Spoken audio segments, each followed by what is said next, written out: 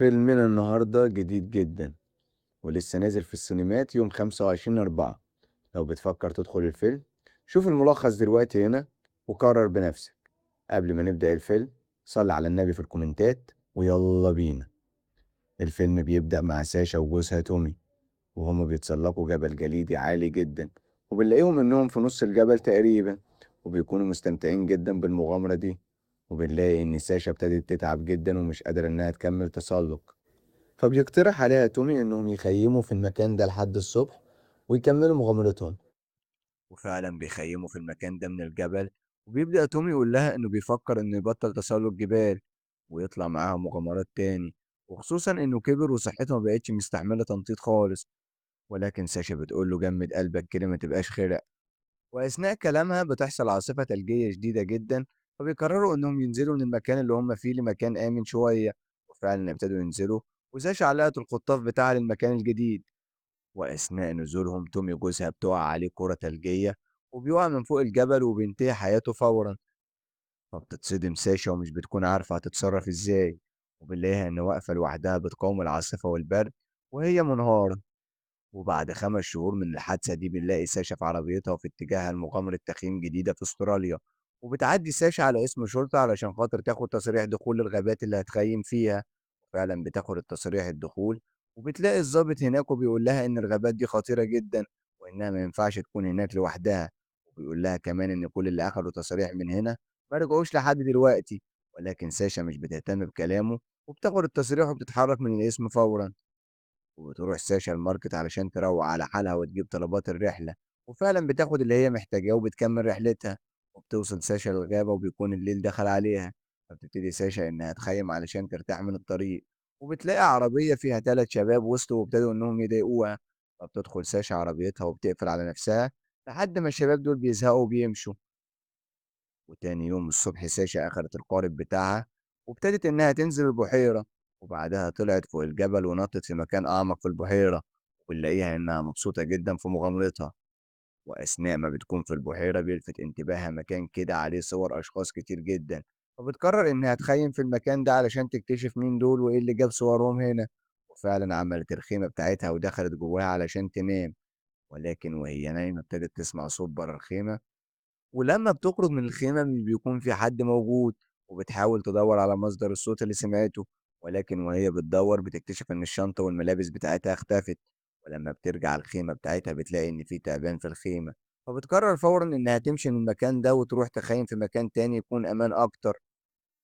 وهي في طريقها بتلاقي إن في خيمة منصوبة جاهزة وفي جنبها نار مولعة، فبتتحرك ناحية الخيمة دي وبتبتدي تنادي بصوت عالي. وفجأة بيظهر شخص وبتكون ساشا شافته قبل كده في الماركت قبل ما تيجي الغابة. بيفضلوا يتكلموا وبتقول له إنها شنطتها اتسرقت من الغابة، فبيقول لها إنه عارف كل حاجة حصلت معاها هنا في الغابة. وبيدخل الخيمة بتاعته وبيجيب لها الشنطة. وبنلاقي الشخص ده اتحول وبيشغل أغنية على تليفونه وبيقول لها إن لو الأغنية دي خلصت وهي لسه موجودة قدامه هيقتلها فورا. فبتهرب ساشا من قدامه وبتفضل تجري في الغابة، وأخدت القارب الصغير بتاعها وابتدت إنها تهرب من المكان ده.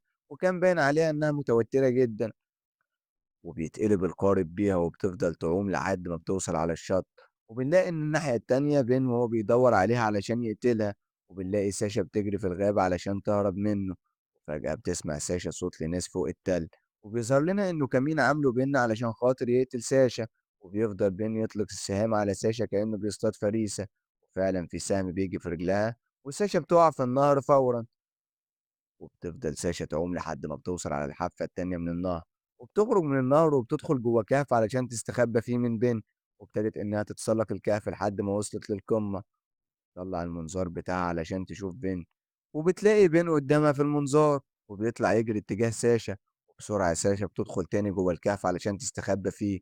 وبيجي بين ويدور عليها ولكن مش بيلاقيها، فبيقرر إنه يتحرك ويدور عليها في أي مكان تاني. وبتخرج ساشا من الكهف وبتخرج منظارها تاني علشان تشوف بين وصل لفين. وبتلاقي بين بيلعب في النهر، واستغلت ساشا إنه بيلعب في النهر وفضلت تتسحب لحد ما بتوصل للقارب بتاعه علشان تهرب بيه.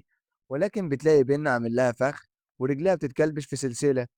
وبيبتدي بين إنه يسحبها بالسلسلة وبيخرجها وبيربطها من إيديها ورجليها جنب الخيمة بتاعته. ابتدى إنه يجيب أكل ويأكلها، وابتدت ساشا إنها تبص له بقرف. وبيجي الليل عليهم وبتكون ساشا لسه مربوطة، والجو بيكون برد جدا وفيه أمطار، وبيكون بن في الخيمة ومش مهتم ايه اللي بيحصل فيها بره. وتاني يوم بنلاقي بين واخد ساشا في القارب بتاعه ورابطها فيه، وبيكون بياخد جولة كده في النهر، وبتاخد بالها ساشا إن في آلة حادة في القارب، ولكن فجأة بين بيرميها في النهر وهي مربوطة في القارب، وفضل يسحبها وراه في النهر. وبيوصلوا للمكان اللي واخدها فيه بين واللي بيكون عبارة عن كهف. ولما بيوصلوا بتتصدم ساشا من اللي شافته، وبنلاقي إن ساشا شافت جثث كتير الأشخاص المفقودين اللي جم الغابة هنا. وبيقول لها بين إن القبائل القديمة اللي كانت عايشة في الغابة هنا بيقيسوا الشجاعة بأكل لحوم البشر، وبيربطها بإنه بيعلقها جنب الجثث اللي موجودة. وأثناء ما بيتكلم معاها ساشا بتلف رجليها حواليه وبتحاول تهرب وبتنط في النهر، ولكن بيكون بين مربوط معاها. وبينزلوا هما الاتنين النهر، وبتقوم ما بينهم معجنة حرفيا، وبيترموا هما الاتنين على الشط من كتر التعب. وتاني يوم الصبح ساشا شافت الحشرات ابتدت تتلم على الجرح اللي في رجلين بين، فبتقوله إن لو فضل هنا بالجرح ده هيموت، وإنهم لازم يخرجوا من الغابة فورا. فبتسأله نقدر نخرج من الغابة دي إزاي، وبيقول لها إنهم لو قطعوا الطريق ده هياخدوا حوالي 14 يوم ويخرجوا من الغابة، أما لو اتسلقوا الجبل ده فيخرجوا من هنا على طول. وبتقول له ساشا إنها اختارت إنهم يتسلقوا الجبل، وبتطلب منه إنها يفكها علشان خاطر يبدأوا يخرجوا من الغابة. فبيقول لها بين إن رجليه مجروحة وإنه مستحيل يقدر يتسلق الجبل ده، وبتقول له ساشا إنها هتساعده مقابل إنه يساعدها إنها تخرج من هنا. وبيقتنع بين بكلام ساشا وبيبتدي فعلا إنه يفكها علشان يبدأوا رحلة الخروج. وفعلا بيبدأوا إنهم يتسلقوا الجبل، ولكن بين بيكون حذر جدا منها، وبيقرر إنه يربط نفسه بيها علشان ما تغدرش بيه. وفعلا أثناء تسلقهم الجبل بتكون ساشا سابقة بين بكتير، وده علشان خاطر إن بين بيتسلق الجبل برجل واحدة تقريبا. وبتحاول ساشا إنها تفك الحبل اللي مربوط بيه بين، ولكن بين بياخد باله وبيشدها لحد ما بتقع جنبه، وبيقول لها إن لو الحركة دي اتكررت تاني هيقتلها فورا. وبيكملوا تسلق للجبل وساشا بتكون برضه سابقة بين بكتير، فبتستخبى وسط حجارة في الجبل وبتبتدي إنها تفك الحبل من وسطها، وبتنجح إنها توقع بين من فوق الجبل وبتنهي حياته. وبيكون قدام ساشا رحلة طويلة جدا علشان تخرج من الغابة دي، وبتبدأ إنها تكمل تسلق الجبل بدون أي حبل أو أي خطاف للأمان. وبيظهر لنا معاناة ساشا في تسلق الجبل ده، وفعلا ساشا بتنجح إنها توصل للقمة بعد محاولات كتير جدا. وابتدت ساشا إنها تتحرك في الغابة علشان تدور على أي مكان للخروج، وبيظهر قدامها عربية وبيكون فيها بنتين، وابتدوا يسألوها لو كانت محتاجة أي مساعدة، وبتطلب منهم ساشا إنهم يوصلوها لمكان العربية بتاعتها. وفعلا بترجع ساشا لعربيتها، وبتقرر ساشا إنها مش هتروح بيتها، وإنها تروح اسم الشرطة علشان تعرفهم مكان المفقودين. وفعلا بتروح للظابط وبتقوله إنها عارفة مكانهم وإنها شافتهم، وبتتحرك الشرطة مباشرة للغابة. وأخيرا الشرطة بتعرف سبب اختفائهم ومين اللي عمل فيهم كده. وبس كده يا سيدي، وبينتهي فيلمنا كده. لو عجبك الفيديو لايك وكومنت واشترك في القناة علشان يوصل لكم كل فيلم جديد. كتبت لكم الحلقة مامة نيلي، وسجل لكم الحلقة ومنتجها والد نيلي. سلام.